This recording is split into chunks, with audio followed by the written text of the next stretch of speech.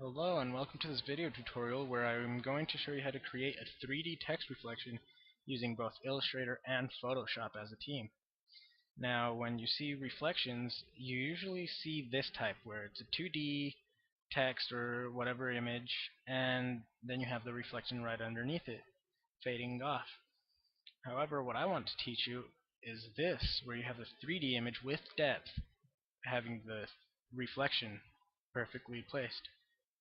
And so after seeing many tutorials on how to do this type, I was wondering, what if I wanted to do a 3D one, and struggled for a while before I figured it out, so now I want to share it.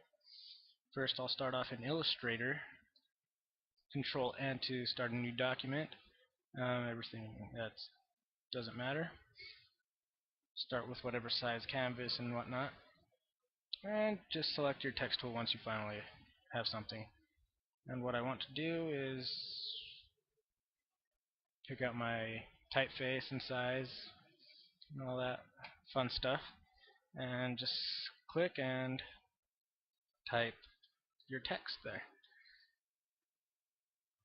Alright, now I want to duplicate this. I'll hit Control C and then Control F to paste it right in front of it. See, now when I drag it off, you'll see that there's two of them now.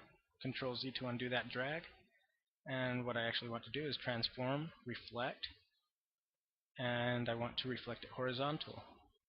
Okay, now I'll drag my mouse right over those two so I can select them, and Control G. Okay, now what that does is it makes it a group, and you'll see a group down here with both of these in here. Alright, excellent. So I kind of want to upsize them, it's a little small. Alright, it's perfect. And my next step is to go to Effect, 3D, Extrude and Bevel, and then you'll get this menu. And I want to preview and have more options selected, so you have this surface sub box. Right. And what I want to do here is I just want to add some perspective. 125 is fine for now. You'll see that it's completely black. You can't tell what it is. And that has to do with the surface in this surface sub box. You want diffuse shading, but shading color needs to be none. Otherwise, it's still going to look like nothing. Alright, now I want to change the light sources because it looks kind of, I don't know, it's not too great.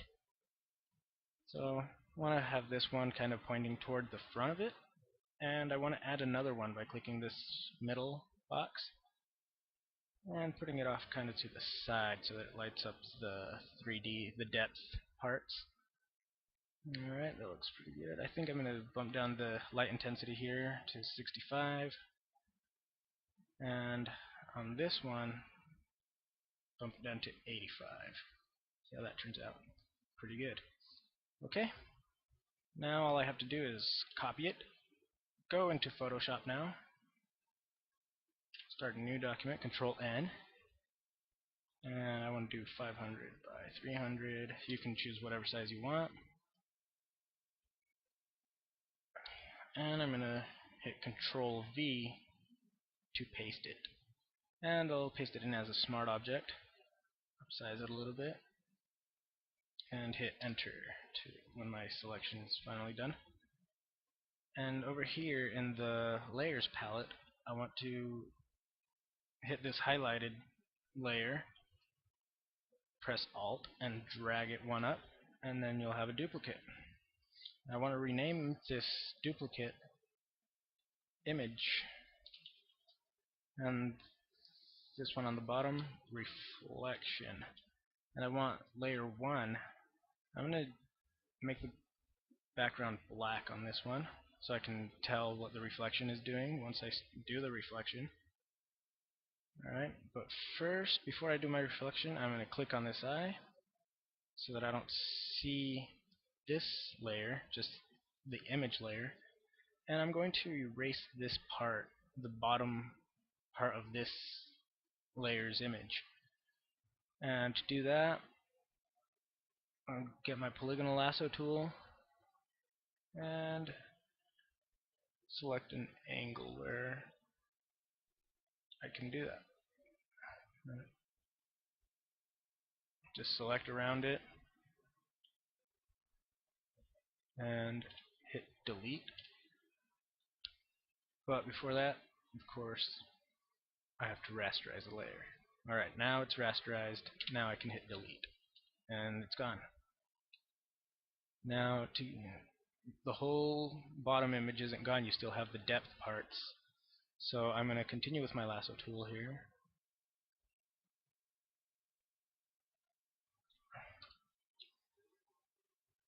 There. I'm going to kind of do a rough job here relative to what I would regularly do, just for the sake of time. But still, no big deal.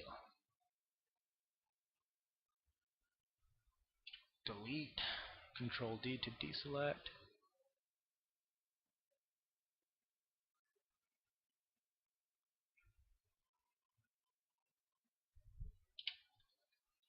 Alright, and this E right here, that looks about right. And T, delete, Control D. That looks pretty good. If you want to refine it, go ahead and select your eraser tool and zoom in there if you see some minor flaws. Like for example here. I think that could be refined a little bit. Alright, not too bad. Alright, there we have that.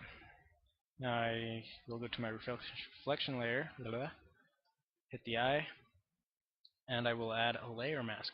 That's the layer mask icon is this gray box with a white circle in the middle, and it will say add layer mask. So click that and it'll add this white box. What I want to do now is go to my gradient tool, have black as your foreground, white as your background color, and kind of go diagonally. And that's how you do the fade. And keep doing this until you like the fade. And the reason I have this black on layer 1 is for this exact purpose. Now I know what's going on, as opposed to I don't have that, and you can't really tell. And sometimes you have your reflection still going way farther down than you want, but this is a good way to know what you're doing. So, in case you were wondering why the black. Alright, so that looks pretty good. I think I'm going to go with that. And you can tell that the depth is there.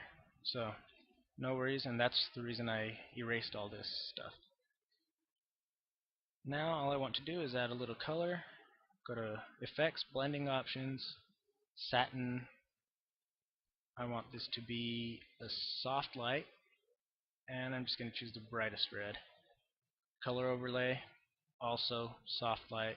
That way it's not going to take over the whole text and make it look like some weird discombobulated text, but it'll actually show that you have depth and it's 3D.